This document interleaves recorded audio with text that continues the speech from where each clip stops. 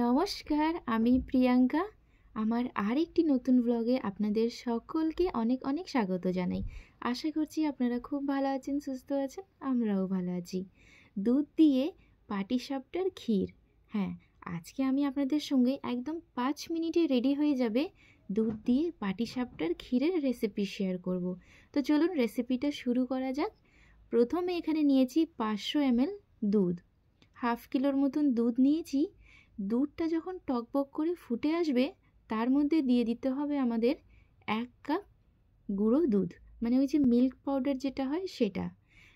তো এইদিকে যখন দুধটা টকবক করে ফুটে আসবে ঠিক তখনই আঁচটাকে কম করে 1 কাপের মতন দিব হচ্ছে মিল্ক পাউডার, ওই যে পাউডার মিল্ক যেটা হয় সেটা 1 কাপের মতন দিয়েছি হাফ কিলো দুধের মধ্যে। আর আমি আজকে গরুর দুধটা ব্যবহার করছি, আপনারা চাইলে প্যাকেটের ওই যে লিকুইড দুধ যেটা হয় সেটাও নিতে পারেন। যখনই গুঁড়ো দুধটা অ্যাড করবেন আঁচটা কিন্তু কম করে দিবেন, না হলে কিন্তু নিচ থেকে লেগে যেতে পারে। এবার মিল্ক পাউডারটা দেওয়ার সঙ্গে সঙ্গে একদম কন্টিনিউয়াসলি এটাকে নাড়াচাড়া করতে হবে।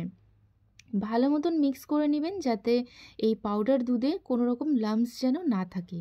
আর হ্যাঁ, আঁচটা কিন্তু এই সময় একদম হাই হিটে রাখবেন।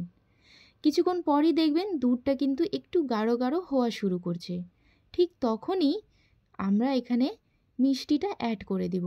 তো চিনিটা আপনারা আপনাদের আন্দাজে কম বেশ করতে পারেন। আমি ছোট্ট কাপের 1 কাপ দিয়েছি, মানে হাফ কাপের মতন দিয়েছি চিনি। চিনি দেওয়ার সঙ্গে সঙ্গে আঁচটা হাই হিটেই থাকবে, কিন্তু কন্টিনিউয়াসলি নাড়াচাড়া করতে হবে। দেখেন খুব সুন্দর টকবক করে ফুটে আসছে। যখন ফুটে আসবে তখন 1 চামচ দিব হচ্ছে সুজি। আর সুজিটা চেষ্টা করবেন একটু দানাটা যেন ছোট ছোট থাকে, আর যদি মোটা দানা থাকে সুজির তাহলে সেটাকে একটু মিক্সিতে ঘুরিয়ে নেবেন। 1 চামচের মতন সুজি দেওয়ার সঙ্গে সঙ্গে এটাকে কন্টিনিউয়াসলি নাড়াচাড়া করবেন। 2-3 মিনিট পরই দেখবেন দুধটা কিন্তু গাঢ় গাঢ় হওয়া শুরু করছে, মানে একদম ক্ষীরটা আমাদের রেডি হয়ে যাবে। দেখেন কি সুন্দর ক্ষীরটা রেডি হয়েছে। আঁচটা কিন্তু হাই হিটেই আছে, কিন্তু কন্টিনিউয়াসলি এটাকে মিক্স করতে হবে, না হলে কিন্তু নিচে থেকে লেগে যেতে পারে।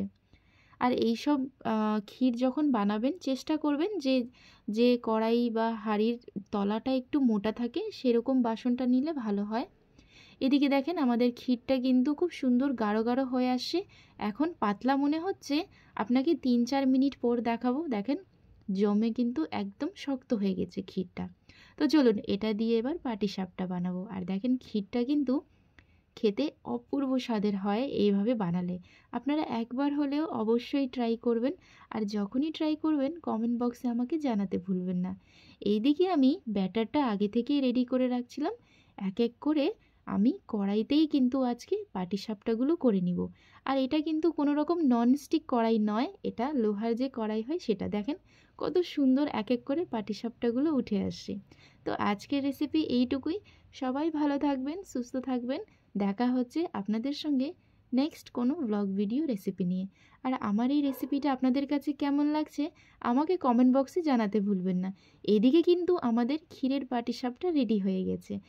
সবাই ভালো থাকবেন, সুস্থ থাকবেন। দেখা হচ্ছে নেক্সট ব্লগ ভিডিও রেসিপি নিয়ে।